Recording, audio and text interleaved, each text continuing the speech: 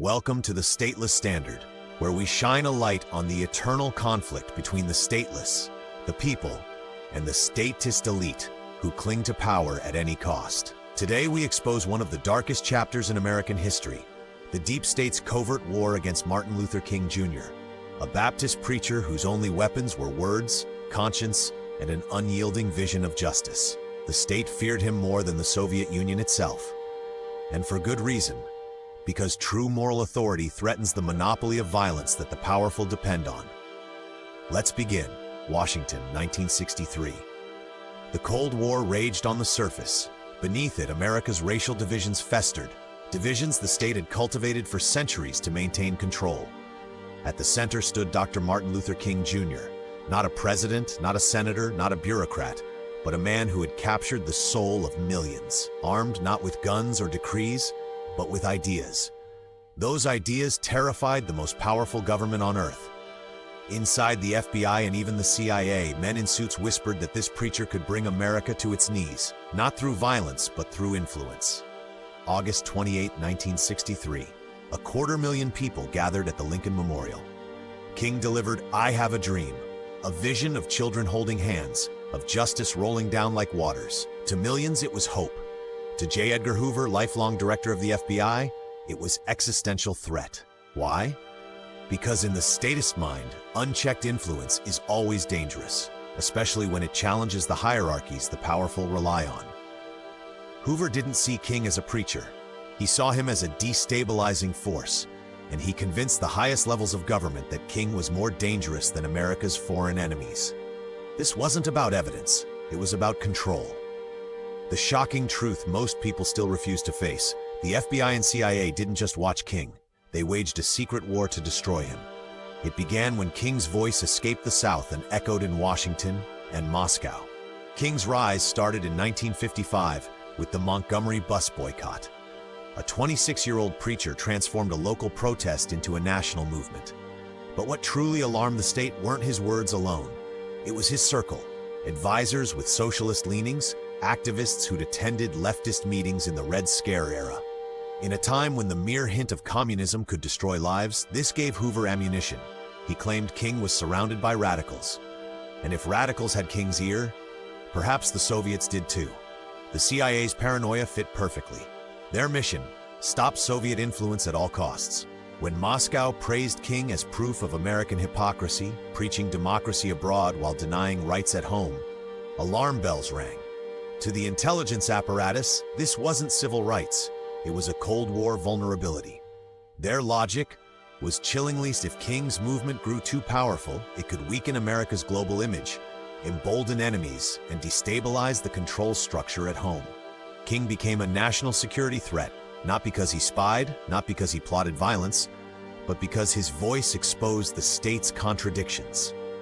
In the world of covert power, a voice can be more dangerous than a gun. By late 1963, the surveillance machine roared to life. FBI wiretaps on phones, bugs in hotel rooms, tracking every movement. The CIA, technically barred from domestic spying, quietly fed overseas intelligence.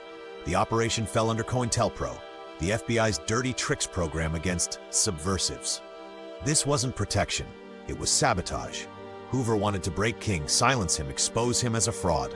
Files thickened with every detail of King's life, personal, political, intimate, collected as ammunition. Hoover escalated. He labeled King the most dangerous Negro in America. Think about that. Not armed militants, not foreign agents, a nonviolent preacher. Why? Because King could unite people across class, color, and creed. And unity outside state control is the ultimate threat to the powerful. Hoover had allies in the Justice Department, the White House, even the CIA. To them, King wasn't just a civil rights leader. He was a figure who could shift global power without ever leaving U.S. soil. A hidden war began, waged with wiretaps, blackmail, and manufactured silence.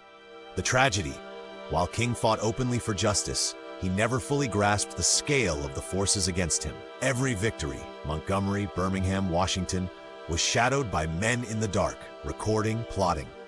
By 1964, when King won the Nobel Peace Prize, the FBI shifted from watching to active destruction. Hoover authorized smear campaigns, planted false stories, leaked dirt to compliant media. Most infamously, the anonymous suicide letter. The FBI mailed King a package with taped recordings of alleged affairs, accompanied by a letter accusing him of moral corruption and threatening exposure. It ended with the suggestion that he had only one way out, implying suicide. This wasn't law enforcement. This was psychological terrorism by the state against one of its own citizens. Hoover publicly called King the most notorious liar in America after King criticized FBI inaction in the South. Unprecedented. The head of the nation's premier law enforcement agency waging personal vendetta against a preacher of nonviolence. As King broadened his critique, condemning poverty, militarism, and the Vietnam War, the stakes rose. A time comes when silence is betrayal, he declared. With those words, he alienated not just Hoover, but the White House and the war machine. To the deep state, dissent at home fueled enemies abroad. King wasn't just challenging segregation anymore. He was challenging the entire architecture of American power. Endless war, economic exploitation, state violence. In statist eyes, this made him a revolutionary. Nonviolent revolution is still intolerable to those who monopolize violence. Surveillance failed to silence him. Smears failed. Blackmail failed. His influence only grew. That left a darker question, one that still haunts history. How far would the deep state go to neutralize a threat they couldn't control? We know what happened next. April 4th, 1968, Memphis. The official story, a lone gunman, James Earl Ray. But the King family themselves rejected that narrative. Coretta Scott King said, "There is abundant evidence of a major high-level conspiracy. Declassified documents, congressional investigations, even a 1999 civil trial found evidence pointing to government involvement. The state had motive, means, opportunity, and a proven willingness to destroy King by any means short of murder, until perhaps they crossed that line. Whether they pulled the trigger or enabled it, the pattern is clear. The powerful eliminate threats when softer methods fail. This is the eternal lesson of the stateless against the state. Martin Luther King Jr. threatened the state's legitimacy not with force but with truth. He exposed the hypocrisy of a government that claims to defend freedom while crushing it at home. The deep state, that permanent bureaucracy beyond elections, cannot tolerate genuine moral leaders. They prefer controllable opposition, divided masses, manufactured crises. King united people around universal principles: justice, peace, dignity. That's why they feared him more than nukes. Today, the same apparatus targets dissenters who challenge endless wars, monetary manipulation, regulatory capture, all tools of the powerful to exploit the people. The fight continues. The moral arc of the universe is long, but it bends toward justice only when the stateless refuse to kneel. Thank you for watching The Stateless Standard. If this exposed something new, subscribe, share, and join the torchbearers. Until next time, stay vigilant against the powerful.